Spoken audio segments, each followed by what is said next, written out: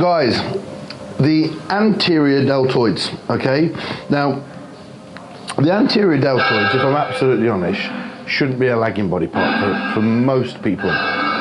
If they are a lagging body part, then you're doing quite a lot wrong. So what we're going to do with this video is we're just going to call it the shoulder press, because when you do this movement here and you abduct the arm, the fibers of the anterior delts come into a chest press, okay? So realistically, towards that top end, even down in the bottom of the stretch, you are predominantly going to want to use your pectoral muscles, the major muscles. The anterior delts do come into play. One of the problems that we find is these muscles, the traps, are so dominant. When people come to do a shoulder press, there's a few things that happen. One, you get internal rotation, which is going to cause huge impingement. Two, you do a lot of elevation of the traps. And three, you just think about pushing the dumbbells up, which is a lot more to do with elbow extension, so the triceps get a lot more work. So I wanted you to just see the fibers, because when you externally rotate into this position here, the fibers of the shoulders run across here, all right? So if all I'm doing is this, when I'm doing shoulder pressing, I'm not actually impacting these fibers. If what I'm doing is here, then I'm training a lot more of the upper trap, sternocleidomastoid neck, okay, and I'm not actually getting any loading through the shoulders. A lot of people have rotational problems with the shoulders. Trust me, I know from all the surgery I've had on my shoulders. And you need to be conscious about the angle that you sit at when you train the shoulders if you have a slight level of dysfunction. So let's head in the gym and let's have a look at what I mean. So when we come to doing any form of shoulder press, the number one thing I want you all guys, the first thing I want you to think about is a few things. Is first and foremost, measure your degree of external rotation. Because for most people, the level of external rotation that they have is about here, okay? There. So it's not fully back.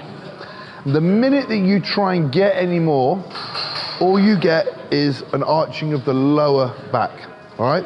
So that's not going to impact your shoulder press at all. The more that you lean back into this position here, you're going to then put more stretch and loading through the chest fibers, which is taking away from the delt fibers. So choose an appropriate angle relative to the fibers, relative to how you can rotate, because this for me is an ideal range to shoulder press. The fibers are still above the dumbbells.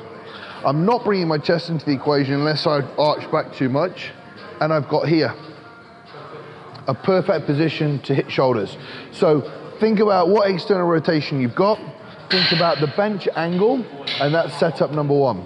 Setup number two is to remember that the fibers run in this direction here. So the goal of this exercise is to shorten them, okay? Now, if you get to here and push up, the first thing you're gonna do with the dumbbells are straight above your head is you're gonna have to elevate your shoulder blades, which is gonna bring your traps in. It's going to destabilize your shoulders. It's going to take tension away from your shoulders. It's going to destabilize your shoulders and take tension off the muscle that you're trying to train. When you're here, the load is directly through my elbow and shoulder joint. Again, no tension on your shoulders. So in order for you to actually train the delts properly and keep tension on short, that's as far as you want to come, okay? If you also go down too deep, you're going to get a lot of internal rotation.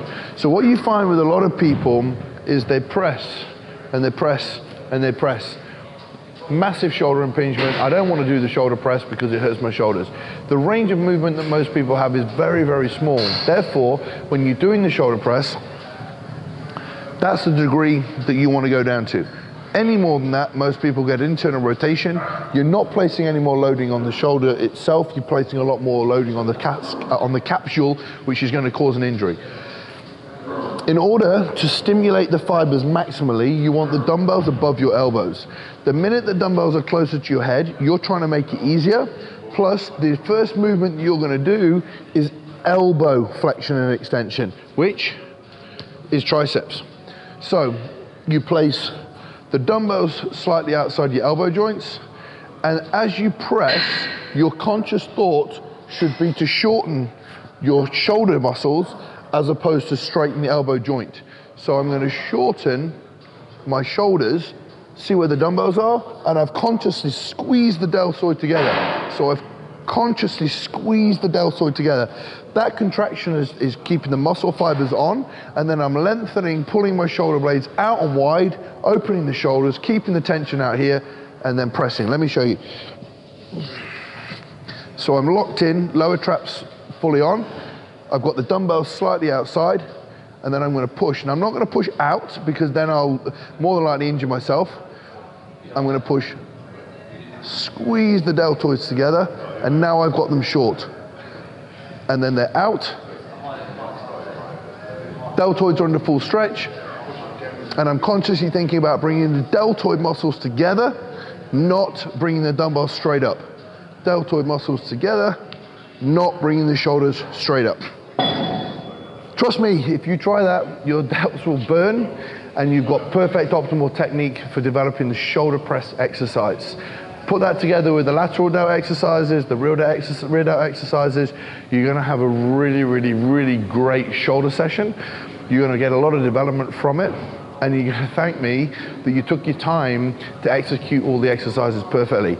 When it comes to shoulder pressing, whether it's a machine or whether or not it's using dumbbells, this is one where I like to try and get a lot more load through. So don't try and do any dumbbell pressing with your back free. Make sure you can lock down into something. Same thing in a machine, try and lock down as much as you possibly can. If you're also going to be trying to do any form of barbell, remember the barbell path is limited. So I would always train a barbell in this range and never try and get it too high, because you do have to get a degree of elevation, which is why people that do a lot of barbell pressing have bigger traps, because you have to get a degree of elevation or elevation of the shoulder blades and the trap muscles, the shoulder girdle, to be able to get it any higher. So that, for the barbell, is probably where I would work in this range here. More than likely with everybody, it's that lengthen range here, because you can't get that any shorter because of the actual limiting ability to move your grip. Behind the neck pressing, for a lot of people who cannot get that external rotation through the shoulder, they have to create it from their thoracic or their lumbar. It's ineffective and more than likely going to cause a lot of shoulder problems. So limit barbell pressing to here. If you can, bring it behind your head and you have good mobility. There's no reason why you shouldn't, but for most people it compromises and causes a lot of injuries. So that's shoulder pressing for you. I hope you've taken a lot from it, and good luck with your shoulder workouts.